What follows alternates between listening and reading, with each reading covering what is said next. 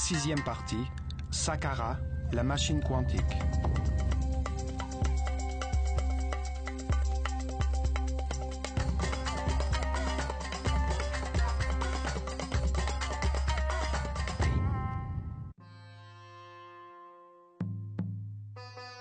Le sanctuaire de Saqqara. Saqqara, l'un des lieux les plus mystérieux de l'Égypte, fut conçu par le grand prêtre Imhotep, un génie universel, qui a été le premier philosophe de l'histoire, le père de la médecine, de l'architecture, de la physique et de la chimie. Les Grecs qui firent leurs études en Égypte l'ont rebaptisé Asclépios ou Aesculapius pour souligner ses prouesses médicales.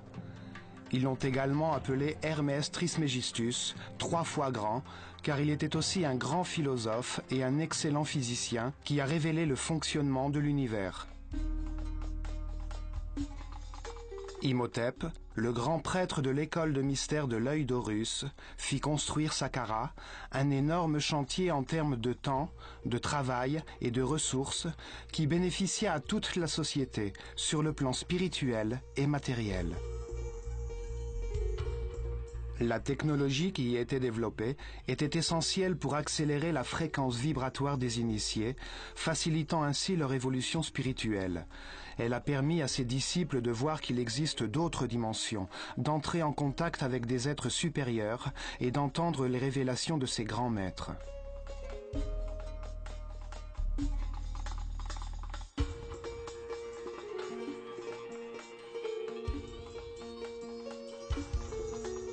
D'un point de vue physique, cette construction a permis de créer des couloirs électromagnétiques qui ont facilité le déplacement des matériaux nécessaires à la construction de leur temple. Saqqara produisait de l'énergie tachyon, l'énergie qui possède la plus haute fréquence vibratoire de tout l'univers. Cette énergie est neutre. Elle se compose des paires de particules de charge électrique opposées qui se neutralisent et s'équilibrent. Puisque cette énergie est neutre, elle ne crée aucune résistance et se déplace à 27 fois la vitesse de la lumière. C'est l'énergie de la pensée quand elle vibre sur la haute fréquence de l'amour. C'est l'énergie que Jésus utilisait pour provoquer les événements extraordinaires que nous appelons miracles. Il a prouvé qu'en vibrant sur la très haute fréquence de l'amour, l'esprit peut diriger l'énergie tachyon, l'énergie de la pensée, pour élever l'énergie vitale des malades, permettant d'incroyables guérisons, allant même jusqu'à les faire revenir du royaume des morts. Elle pouvait permettre aussi d'augmenter la fréquence vibratoire de l'eau pour la transformer en vin. Toutes les choses et tous les êtres de l'univers vibrent à des fréquences différentes selon leur niveau d'évolution. Saqqara produisait un immense champ électromagnétique et des sons qui vibraient à des fréquences différentes. Sa forme et son agencement produisaient et stockaient l'énergie en équilibrant les particules électriques pour les transformer en colonnes ondulatoires stationnaires d'énergie tachyon. La pyramide produisait différentes fréquences, ce qui permettait à tous les disciples, quel que soit leur stade d'évolution, de capter cette énergie et d'élever leur niveau de fréquence.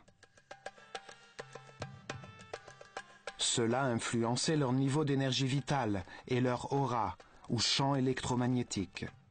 Ils recevaient en même temps une préparation intense qui, après 21 ans d'apprentissage, leur permettait de prendre conscience de l'existence de plus hautes dimensions de la réalité.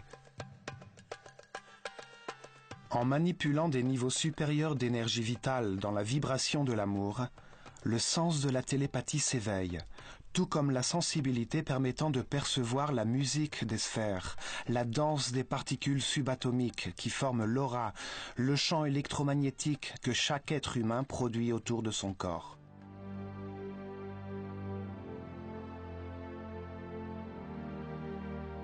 La machine quantique de Saqqara accélérait ce processus d'élévation spirituelle, car elle permettait aux initiés, qui avaient différents niveaux de conscience, de connaître une augmentation graduelle temporaire de leur fréquence vibratoire. Grâce à la méditation, en recevant les informations nécessaires pour trouver le chemin de la paix et de l'harmonie, en respectant tout ce qui existe, en comprenant que toutes les choses du monde vivant sont reliées entre elles, cette expérience vibratoire pouvait devenir constante. Les disciples les plus avancés, qui demeuraient en permanence à de hauts niveaux de fréquence vibratoire, pouvaient déplacer leur conscience dans le temps et l'espace, voir la chaîne des réincarnations qui leur avait permis d'atteindre le niveau dans lequel ils se trouvaient. Ils pouvaient voir et percevoir des réalités au-delà de la troisième dimension, au niveau évolutif supérieur de l'être humain, dans les mondes des très grands frères, des surhommes éclairés, des êtres qui avaient traversé toutes les étapes de l'évolution pour en tirer leurs enseignements.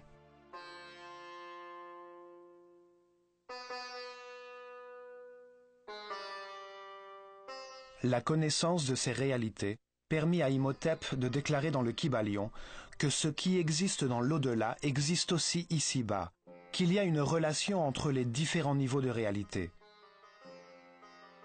Il a enseigné que le niveau physique, le plus évident pour nos capacités limitées de compréhension, peut être analysé pour trouver des vérités sur d'autres plans de la réalité que nous ne pouvons pas percevoir.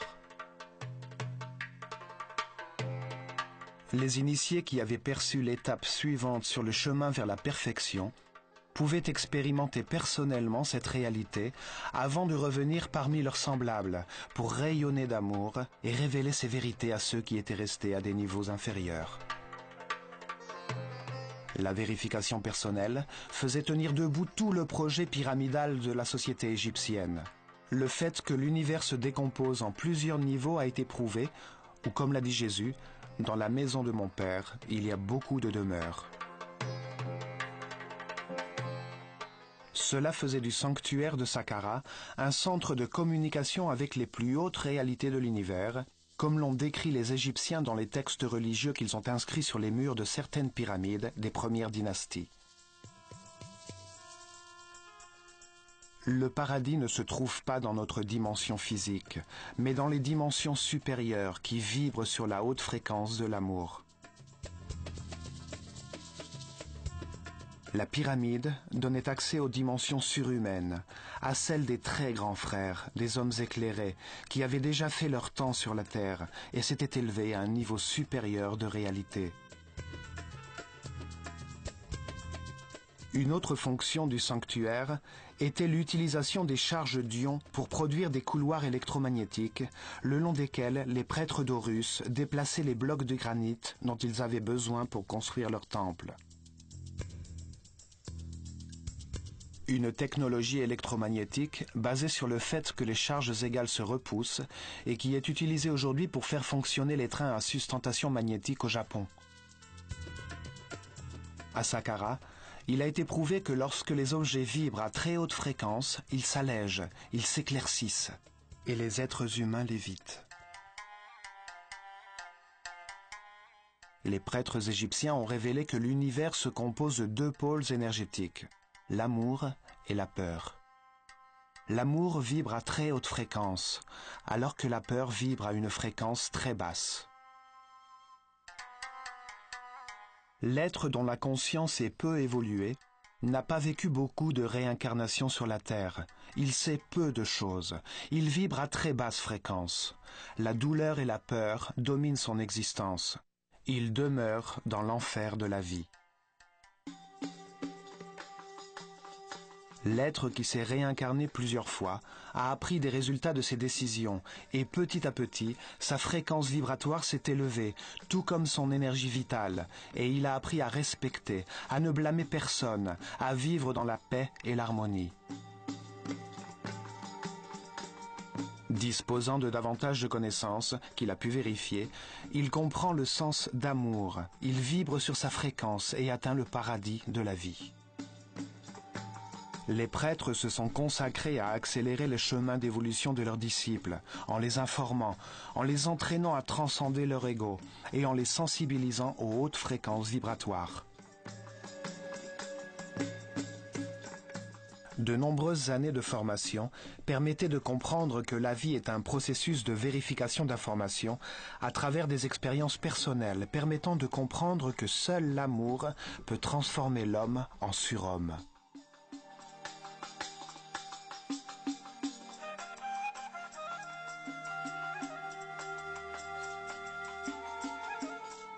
L'amour est neutre. Il n'a aucune polarité et il vibre à une très haute fréquence. Son énergie, qui n'a aucune masse, se situe sur le plan spirituel et mental, où elle existe par la volonté de l'observateur.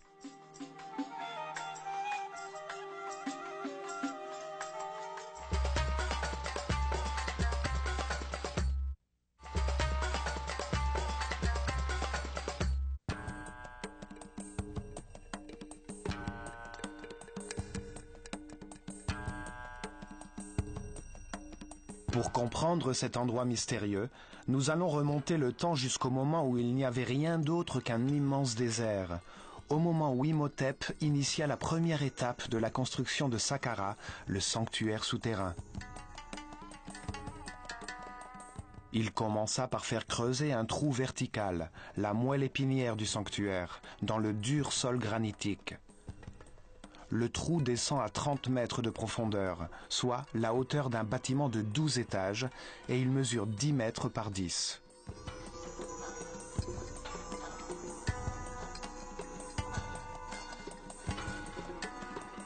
Il existe une théorie selon laquelle les pyramides produisent un reflet, une forme virtuelle qui se projette sous la terre du lieu où elles sont construites. Une série d'effets rattachés à un concept appelé l'antimatière se produirait. On pourrait accéder à une réalité parallèle, contraire à celle du monde physique, par une chambre qui se trouve sous la pyramide. Ce serait son miroir électromagnétique. Là, le temps avancerait dans l'autre sens, de l'avenir au passé. Quelle que soit la raison physique ou métaphysique qui animait les bâtisseurs de ces galeries, la vérité est que le trou est très profond. Et, bien qu'il ait été sculpté dans un sol granitique très dur, ces murs ont été consolidés avec les premières briques de l'histoire de l'humanité. C'était la première fois qu'une unité de construction était uniformément utilisée comme modèle, une petite brique de roche qui servait pour la réalisation de grands travaux. La chose la plus extraordinaire est que ces briques n'étaient pas faites de pierres taillées, mais de pierres fondues. Sur le Nil, très près des chutes d'Aswan, sur l'île du Sahel, une stèle sculptée de hiéroglyphes écrits par le sage Imhotep a été retrouvée. Elle révèle sa formule chimique pour faire fondre du béton qui, quand il sèche, acquiert l'apparence et la résistance de la roche. Une équipe de scientifiques français, dirigée par le chimiste Joseph Davidovits, docteur en chimie des polymères, a découvert que la mixture produit un agglomérat riche en cristaux de quartz. Un élément qui peut produire de l'électricité si ses molécules vibrent d'une certaine façon.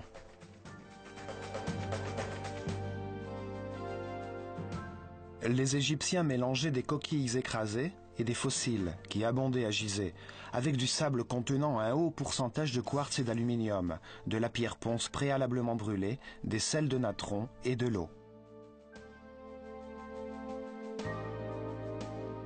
La mixture produisait une soude caustique qui réagissait avec l'aluminium du sable du fleuve, produisant de l'aluminate de sodium.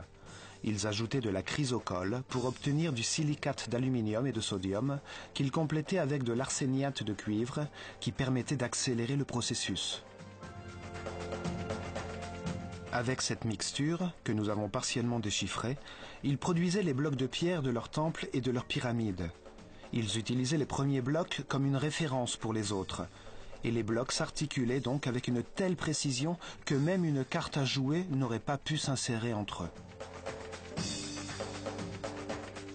Une fois le trou consolidé, à 30 mètres de profondeur, ils ont creusé dans la roche un gigantesque labyrinthe de tunnels et de chambres. Ils ont sculpté un nombre de plus en plus grand de chambres, orientées aux 4 coins capitaux.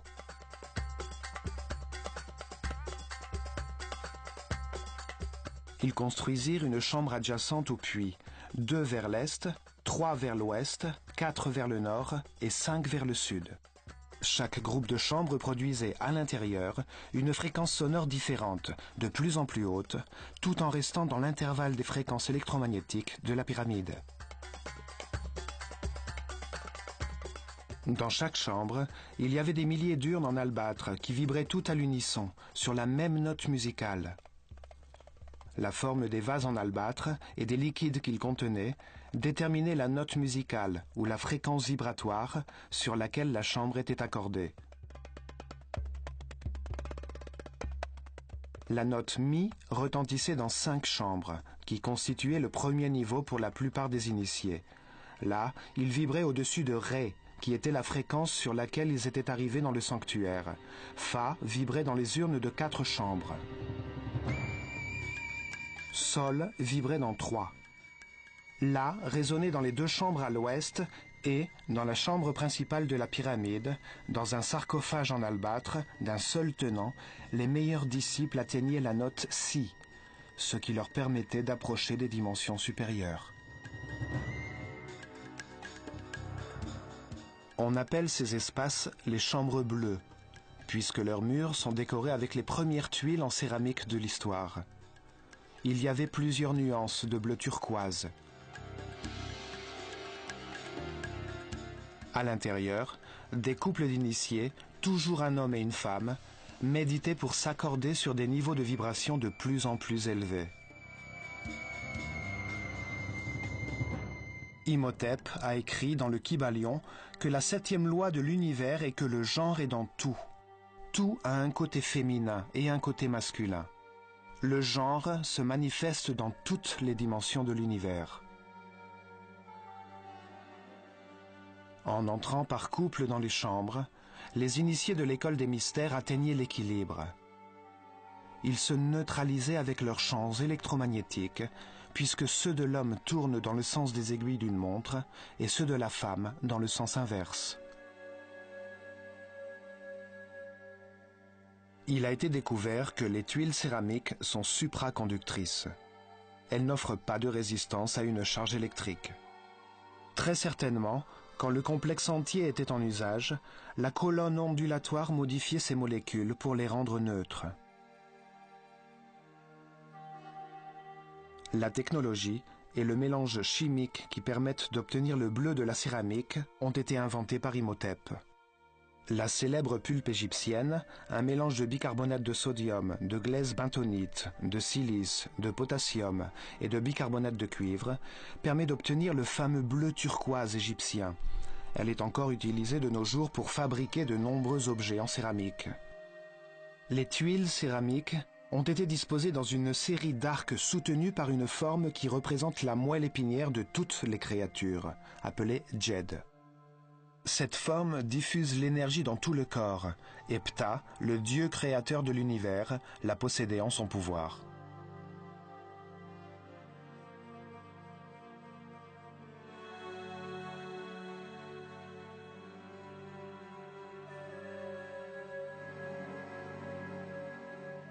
Cette forme a été utilisée dans les colonnes qui conduisaient l'énergie de la pyramide, afin de la canaliser vers les couloirs électromagnétiques par lesquels lévitaient les lourds blocs de pierre. Les prêtres de l'école des mystères de l'œil d'Horus avaient une connaissance technologique très avancée, qui leur permettait de provoquer des phénomènes physiques de cette nature, ou de faire cuire l'émail céramique dans des fours qui pouvaient atteindre 1000 degrés.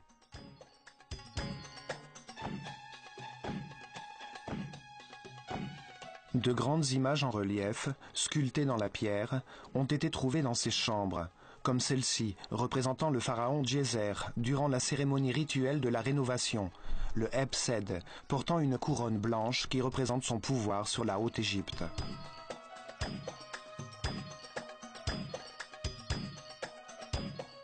À Saqqara, il y avait aussi des sculptures qui se distinguaient par la magnificence de leurs yeux en cristal, qui touchaient à la perfection, comme celle des scribes Assis ou du prêtre Khapère. Une forme d'art qui n'a existé que durant les premiers temps de la civilisation égyptienne et qui n'a plus jamais été utilisée par la suite. Au nord, se trouve l'accès au labyrinthe souterrain.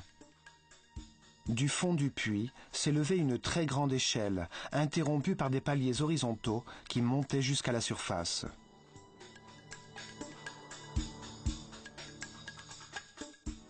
Autour du puits, exactement au-dessus des galeries souterraines, on construisait une plateforme solide, avec les mêmes briques en pierre qui consolidaient les murs du puits. Du côté est, on creusa 11 colonnes, qui descendaient à 5 mètres en dessous des chambres déjà construites. Là, à une profondeur de 35 mètres, à partir de ces colonnes uniformément réparties, 11 galeries s'étendaient vers les autres chambres, stratégiquement placées en dessous des points clés des chambres bleues qui se trouvaient 5 mètres plus haut. Dans ces galeries, plus de 40 000 vases en cristal et en albâtre ont été retrouvés, comme celui-ci, qui représente 1 million d'années avec les 2 trônes de la Haute et de la Basse Égypte. Un des titres du sage Imhotep était « le faiseur de vases ». Dans ces galeries, des milliers de vases en albâtre vibraient en Fa, qui est la fréquence de vibration de la planète. Les galeries étaient les caisses de résonance de la pyramide. Lorsque l'on produisait un son dans ces galeries, il retentissait dans toute la pyramide. L'albâtre est une matière qui peut vibrer et résonner quand on lui applique une force qui correspond à sa fréquence vibratoire. La vibration produite par les urnes avait une fréquence de plus en plus élevée, en fonction du niveau de vibration nécessaire pour la résonance d'une chambre donnée. La fréquence électromagnétique suivait la fréquence sonore.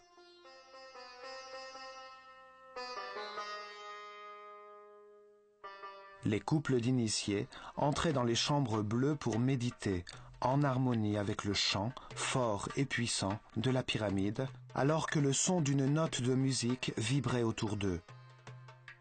En montant dans la gamme des notes de musique, le chant s'amplifiait. De cette manière, les initiés s'habituaient à des fréquences vibratoires de plus en plus hautes et parallèlement à des champs de force aux longueurs d'onde plus courtes, éveillant leurs sens et en se sensibilisant à la lumière.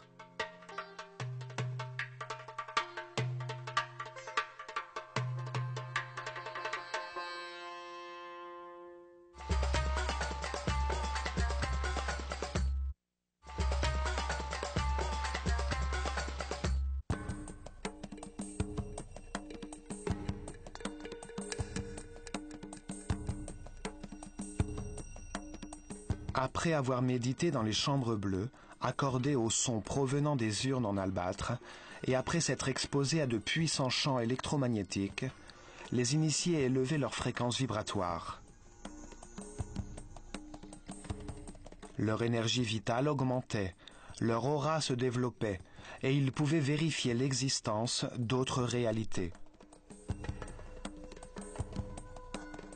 Les différentes notes et vibrations étaient accordées à chaque chakra, conduisant progressivement les disciples vers de plus hautes fréquences, qui leur permettaient de faire des expériences dépassant le monde physique.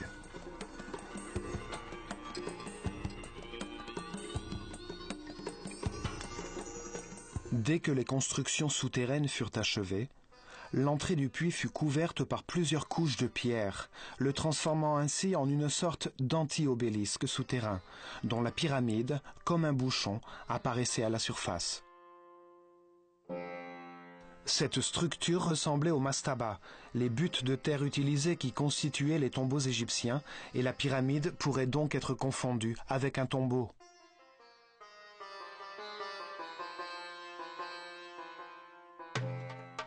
De nos jours, après des siècles, on peut voir la dalle d'origine sous les couches de briques de la pyramide à étages. Ainsi, la première étape des travaux souterrains était achevée.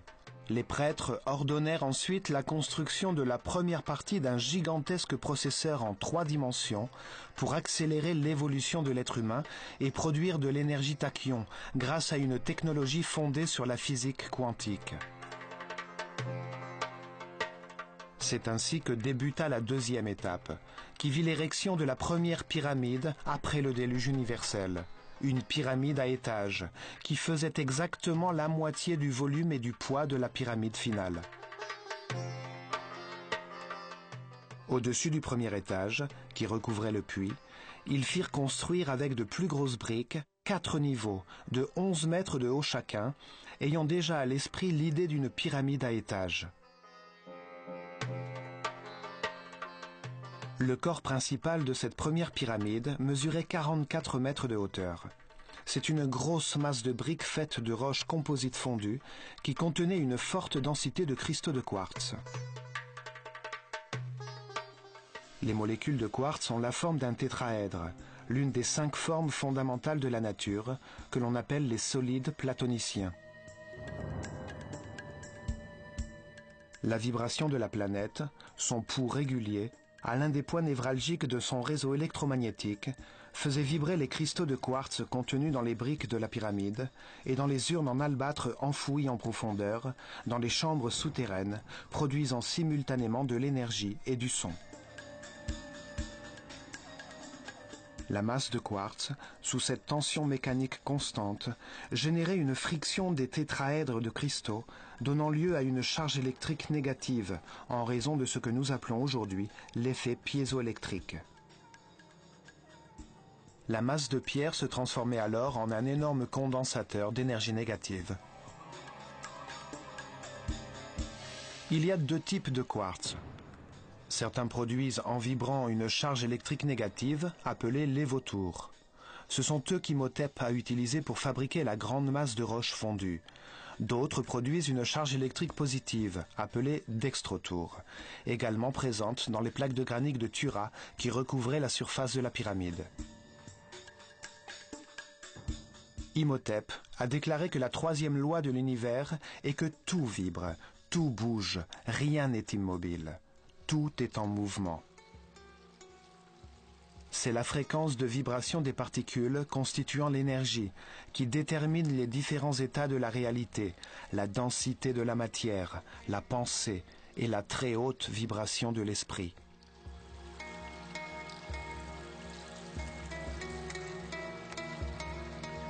Plus la fréquence de vibration est élevée, plus haut est le niveau de conscience, de connaissance et de respect, et plus on s'avance sur le chemin de l'évolution. Tout vibre, de la matière la plus élémentaire et la plus dense à l'esprit le plus pur. Cette loi détermine l'existence de différents types d'énergie selon leur niveau de vibration. L'énergie électrique, chimique, magnétique, gravitationnelle et tachyon, qui a été produite à Saqqara.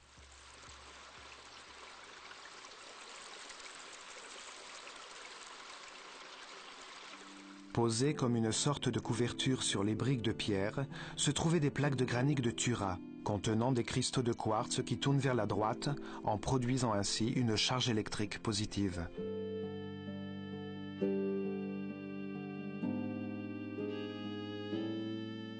Afin d'isoler la masse des briques de pierre de la surface extérieure de chaque plaque horizontale, ils recouvrirent les briques de blocs de pierre ponce et collèrent les plaques de granit dessus.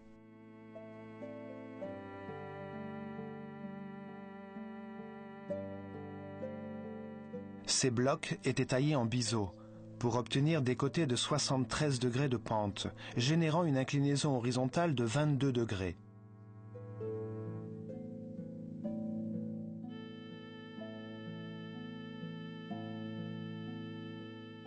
Ces blocs servaient d'isolant entre les 2 charges électriques. La charge négative de la roche en vibration et la charge positive des plaques de granit de Tura qui recevaient, comme une antenne, la charge électrique positive de l'atmosphère qui est très forte dans cette région du globe. La pyramide stockait par conséquent 2 charges énergétiques différentes et opposées. Les cristaux de la surface de ces 4 côtés recevaient des charges d'énergie positive de l'atmosphère. Et la grande masse de quartz en contact direct avec l'énergie de la Terre plongeait ces molécules d'un champ électrique négatif. La 4e loi déclare que tout est double, que tout est polaire. Dans la réalité de notre monde, tout a un contraire, qui lui est identique par nature, mais à un degré divers. Les extrêmes s'attirent. Les 2 pôles sont les 2 extrémités d'une même chose. La chaleur et le froid, en opposition, sont en fait les 2 pôles d'une seule et même chose, la température.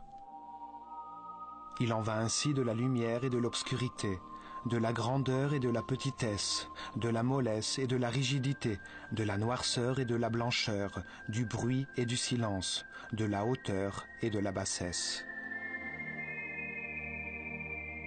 La forme pyramidale était essentielle pour le fonctionnement de la machine quantique. Plus on montait, plus la superficie des couches de pierre horizontales diminuait, et plus elles accumulaient des charges électriques importantes. Le même phénomène se produisait à la surface des plaques de granit de Tura. Ce phénomène était amplifié par les 11 puits verticaux et par l'obélisque souterrain, décalé par rapport à l'axe nord-sud de la pyramide et situé sur un point névralgique du réseau électromagnétique lié à la rotation de la planète. Cet ensemble permettait la circulation des charges électriques dans les 2 sens.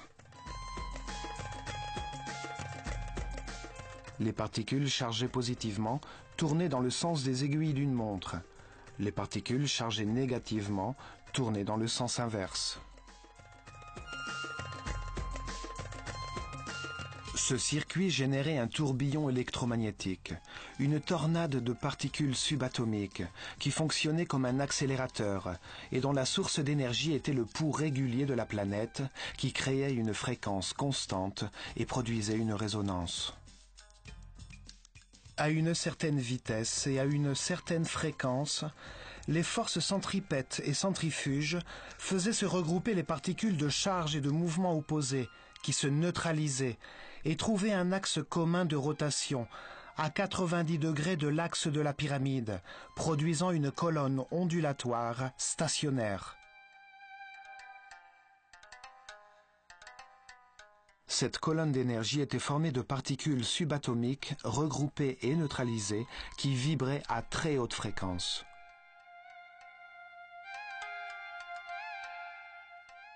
Elles descendaient jusqu'au noyau cristallin de la planète et montaient à des centaines de kilomètres jusqu'à atteindre l'ionosphère. On appelle ces particules neutres et équilibrées l'énergie tachyon. Leur neutralité ne produit pas de résistance lorsqu'elles se déplacent. Elles sont à la base des phénomènes de supraconductivité. En accélérant la fréquence vibratoire de l'énergie, le tourbillon de la pyramide l'a transformée en une énergie supérieure, l'énergie tachyon, qui est de nos jours étudiée par la mécanique quantique. L'énergie tachyon est caractérisée par la plus haute vibration et par la plus grande fréquence de tout le monde réel. C'est l'énergie consciente, l'énergie de l'information, comme celle que l'homme engendre et manipule dans son cerveau quand ses pensées vibrent au rythme de l'amour.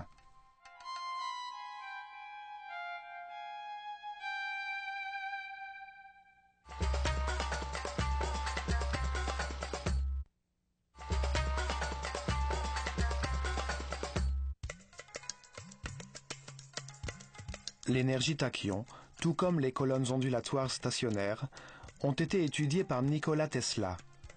Il les a utilisées comme une source d'énergie alternative pour les moteurs électriques, la radio, la télévision, les rayons X, les radars.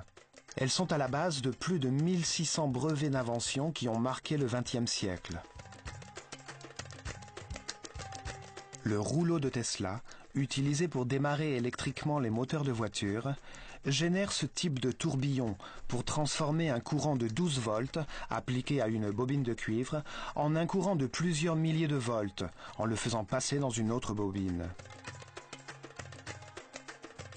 En 1942, Tesla dirigea l'expérience de Philadelphie, qui utilisa d'énormes champs électromagnétiques pour organiser l'énergie en paires de particules de charge opposée et la transformer en énergie tachyon. Il put ainsi désagglomérer un objet solide et rassembler ces particules à un autre lieu.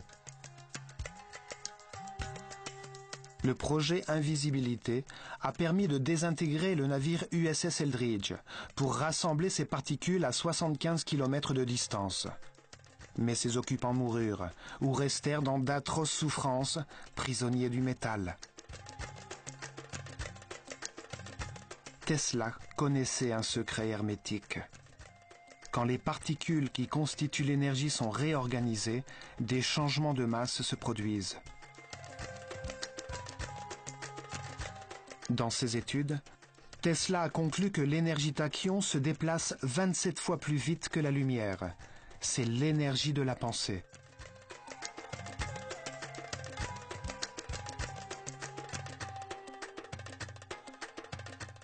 La théorie d'Einstein, dans laquelle la vitesse maximale de la lumière est de 300 000 km/s, se situe à un niveau qui correspond à la réalité. Le niveau physique de la densité matérielle, formée par les atomes, les électrons et les protons. Mais l'univers a 3 niveaux, le physique, le mental et le spirituel. Les tachyons, la base de l'univers dual, sont des couples de particules subatomiques qui se déplacent en permanence à une très haute vibration et à une très grande fréquence et qui se neutralisent quand leurs charges électriques s'opposent. Les tachyons constituent l'énergie supraconductrice. Leur neutralité n'offre aucune résistance à la charge qui traverse leurs molécules. Un élément composé de ces particules, qui vibre à une fréquence extrêmement haute, n'a aucune gravité. Sa masse n'a donc pas de poids, c'est de l'énergie pure. La mécanique quantique actuelle déclare que ces particules subatomiques n'ont aucune masse et qu'elles ont juste une tendance à exister, qui est mesurée en termes de probabilité et qui dépend du bon vouloir de l'observateur, du niveau mental de l'homme. Imhotep savait tout cela, et beaucoup d'autres choses que nos savants d'aujourd'hui ignorent toujours. La mécanique quantique et la supraconductivité sont des avancées très récentes de la physique. La pyramide à étage de 4 niveaux avait un volume de 280 000 mètres cubes de pierre, qui pesait environ 450 000 tonnes, soit exactement la moitié du poids et du volume de la pyramide finale.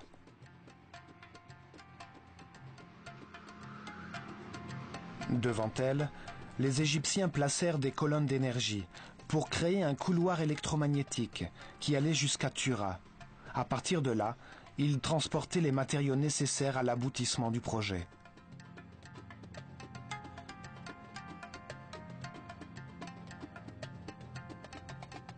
Ils ont élargi la pyramide au nord et à l'ouest, en laissant les côtés sud et est intacts. La pyramide a grandi comme le corps humain, par la tête. Si tout n'avait pas été calculé, il aurait paru plus logique de l'élargir symétriquement sur les 4 côtés, comme la peau d'un oignon. Avec cette extension, l'obélisque virtuel souterrain se retrouva exactement sur l'axe nord-sud de la nouvelle pyramide, qui avait dès lors une base de 140 par 100 mètres. On ajouta encore 2 niveaux, pour atteindre 65 mètres. L'opération permit de doubler le volume de la pyramide, soit 560 000 mètres cubes de pierre pour un poids de 900 000 tonnes. L'emplacement des entrées confirme également qu'Imhotep avait planifié les stades de l'expansion depuis le tout début. Un tunnel a été facilement prolongé à partir de l'entrée d'origine. Un deuxième escalier menait à l'une des cours d'un temple construit sur le côté nord pour cacher l'entrée des souterrains. Le doublement du poids et du volume de la masse de pierre n'est pas un hasard. La production d'énergie et la taille du champ de force électromagnétique de la pyramide dépendaient de la quantité de masse en vibration. Les pyramides suivantes furent de plus en plus grandes et de plus en plus lourdes jusqu'à la pyramide de Khéops, qui pèse 6 millions de tonnes. Le poids détermine la quantité d'énergie produite. Ce volume de pierre tourne sur l'axe de la Terre à une vitesse constante. On lui a donné une forme pyramidale, afin d'extraire l'énergie de sa masse, en tirant profit des mouvements naturels de la planète, de sa fréquence de rotation et de sa vibration constante. Dans l'obélisque souterrain, une bobine mobile, composée d'un fil d'or enroulé autour d'une barre en bois, bougeait de haut en bas et de bas en haut. Grâce à ce mouvement, cette bobine impulsait tout le champ électromagnétique de la pyramide et pouvait ainsi induire des changements de fréquence vibratoire dans toute la colonne énergétique. Le puits se transformait en trou de résonance magnétique.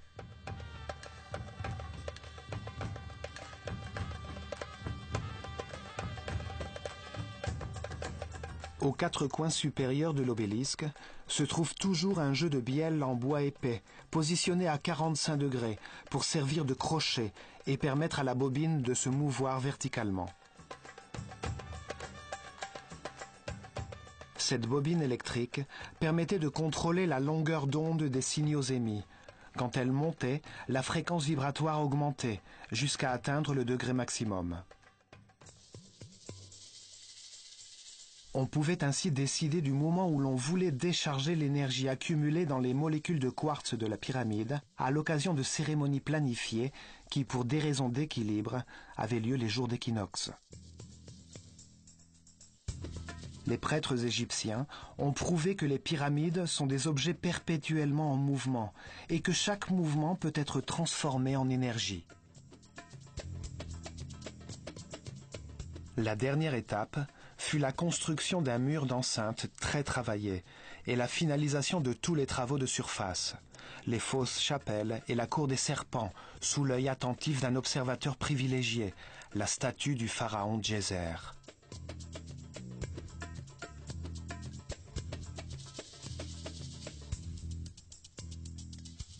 Cette énorme mécanique quantique conçue par Imhotep demanda beaucoup d'efforts, de temps, de ressources humaines et matérielles, mais le bénéfice que la société put en tirer valait bien un tel investissement.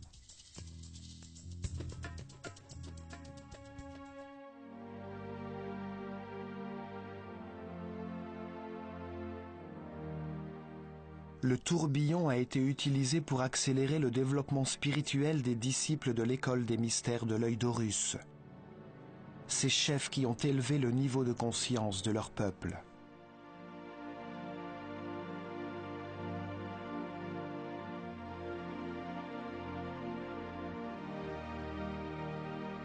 L'énergie tachyon produite par la pyramide, en augmentant la fréquence vibratoire du cerveau, raccourcissait la longueur de ses ondes, amplifiait le pouvoir mental de l'initié et élargissait son champ électromagnétique, ou en d'autres termes, son aura.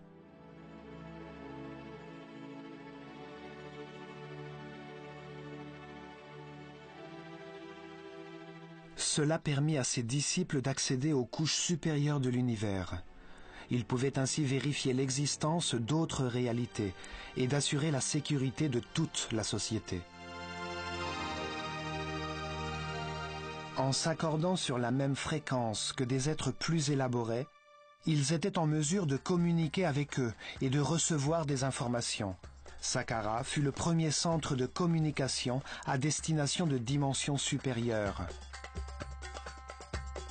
Les pyramides sont le fruit d'une technologie quantique que nous commençons tout juste à découvrir, une technologie que les Égyptiens avaient héritée d'Atlantide, la civilisation perdue. Nous négligeons les enseignements que nous pourrions tirer de Saqqara, qui est un exemple d'une technologie dont nous ne rêvons même pas et que nous nous contentons de croire possible. Une technologie contrôlée par la conscience, vouée à la perfection spirituelle de tous les peuples. Cet énorme circuit électromagnétique produisait et accélérait des particules d'énergie. Il transformait l'énergie statique en courant énergétique pour en faire de l'énergie tachyon. À Saqqara, les champs solides et électromagnétiques ont été utilisés simultanément pour la première fois afin d'augmenter la vibration des initiés grâce à une technologie qui sera plus tard perfectionnée dans la pyramide de Khéops.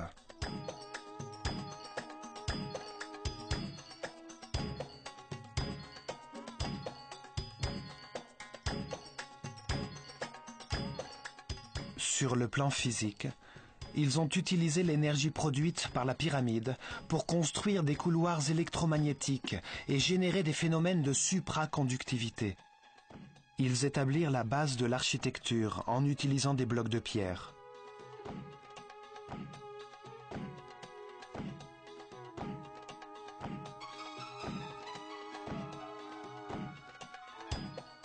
Ils ont prouvé leur sensibilité artistique sur le mur d'enceinte très travaillé et sur les murs de la cour des serpents, dans les détails architecturaux très raffinés du décor de pierre qui dissimulait leur machine quantique.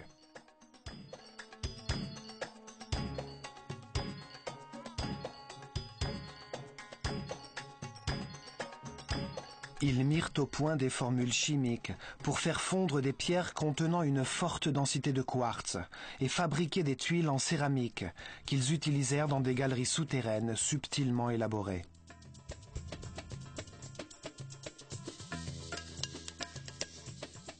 Ils se sont servis des hiéroglyphes pour sculpter dans la pierre leur conception de l'univers. Leur vision nous est restée dans les lois fondamentales d'Imhotep, qui ont constitué la base de la connaissance hermétique pour les francs-maçons, les rosicruciens et les templiers. Imhotep a écrit que n'importe quelle cause a son effet, et que n'importe quel effet a sa cause. Rien n'existe par hasard, sans cause, car sinon l'univers serait détruit. En y réfléchissant, Einstein a dit « Dieu n'a pas joué aux dés ».